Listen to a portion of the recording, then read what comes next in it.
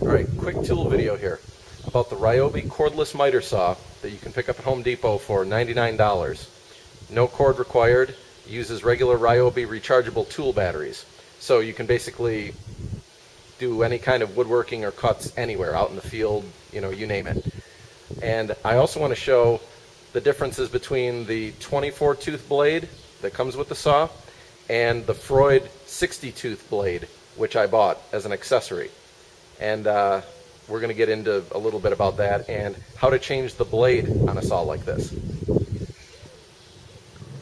To change the blade on a miter saw, or any other power saw for that matter, always make sure the saw is unplugged or the battery is removed. Okay, now the saw is safe. Can't start up accidentally by hitting a button, whatever. Now go ahead and raise the blade. On the back side there's a little button for this.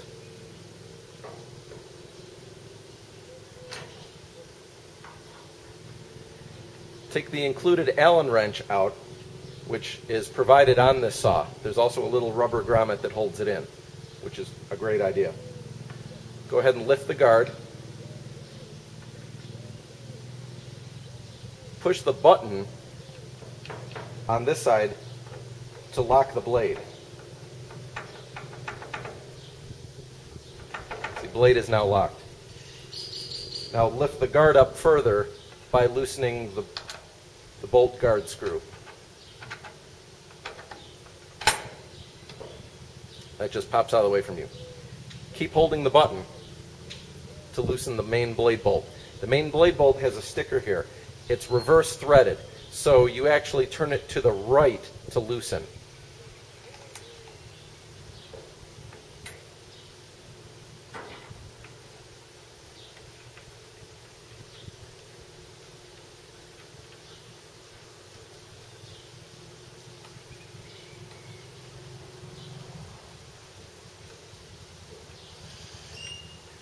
Whatever you do, do not lose or otherwise ruin or misplace this blade bolt, because you can't just walk back into a store and buy one of these. You'll have to go ahead and talk to Ryobi or whoever to find one of these reverse threaded bolts. They're very difficult to get a hold of sometimes. So put it right on the table of the saw so it's someplace where you won't misplace it. Now go ahead and take the blade off the saw. You'll notice there's a blade washer that mounts on here.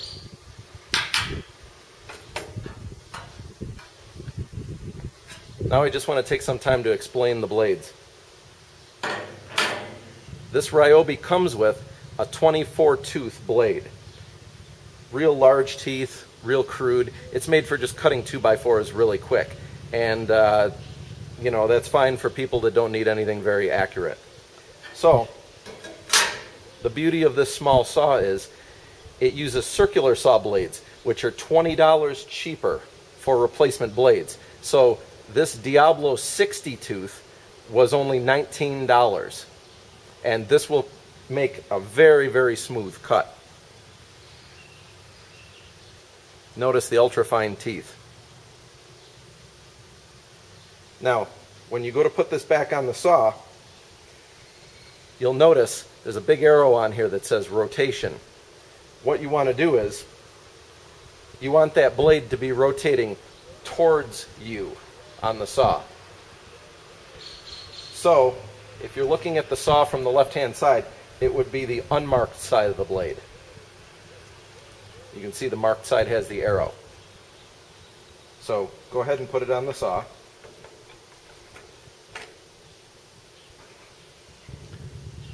Put the blade washer back on.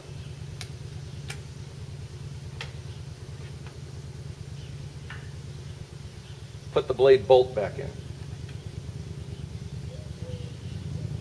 And remember, turn it to the left. Now when it gets towards the bottom, push your blade lock button again and hold it down. Get your Allen wrench and get it good and snug.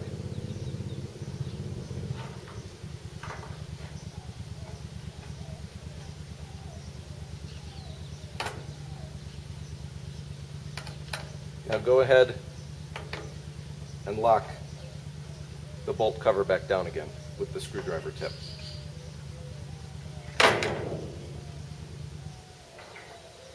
And you're done. You just changed out a blade.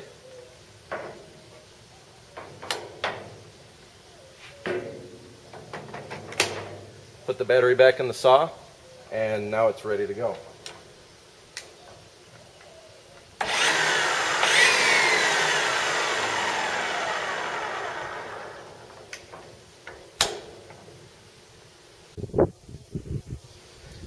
Alright, here's some quick information about making cuts with a miter saw. Right now, this saw is set at 0 degrees, so it's going to make a 90-degree cut in here, perfectly straight cut. So I'm going to show you just how to quickly cut a piece of wood with a saw like this. First, push down on the handle, release the lock in the back by holding it out. Okay, now the saw operates freely. This saw happens to have a laser on it, so you can go ahead and flip the switch, turn the laser on. You'll notice there's the laser beam projected out.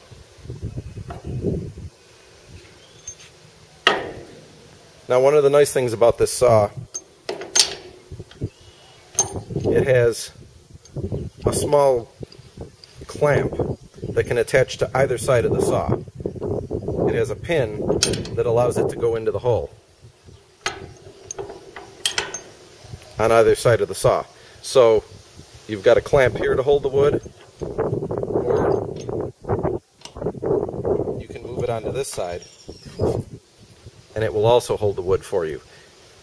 And all you do is turn the knob, and that locks the wood against the back guide to hold it steady to make a nice clean cut. Normally, I don't really use that because if you're making a lot of quick cuts, you know, you're not going to be able to clamp it for each one. But maybe on a real difficult cut, you go ahead and do that. Otherwise, you just use your hand against the back of the guide.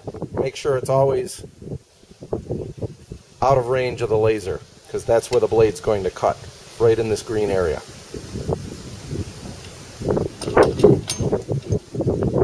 So now, say I want to make a cut on this wood.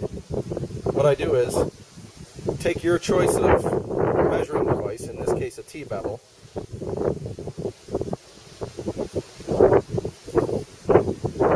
figure out where you want to place your cut on the wood, and then I use a mechanical pencil to just scribe a line.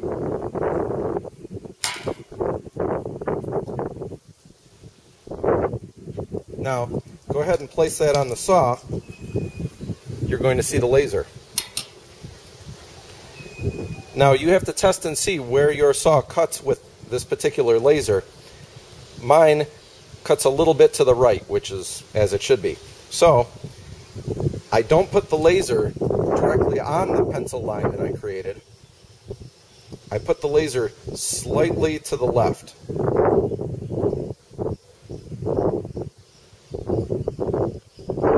Go ahead and hold the wood down. Lower the saw. And what you want to do is you want to run the saw. You don't want to do a slamming motion like that. That's bad for the bearings in the saw.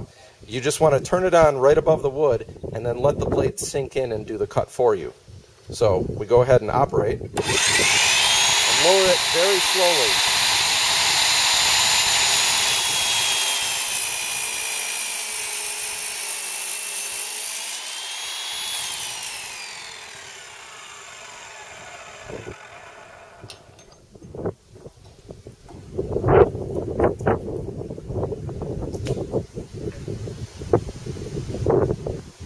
A nice, extremely clean cut with the 60-tooth blade.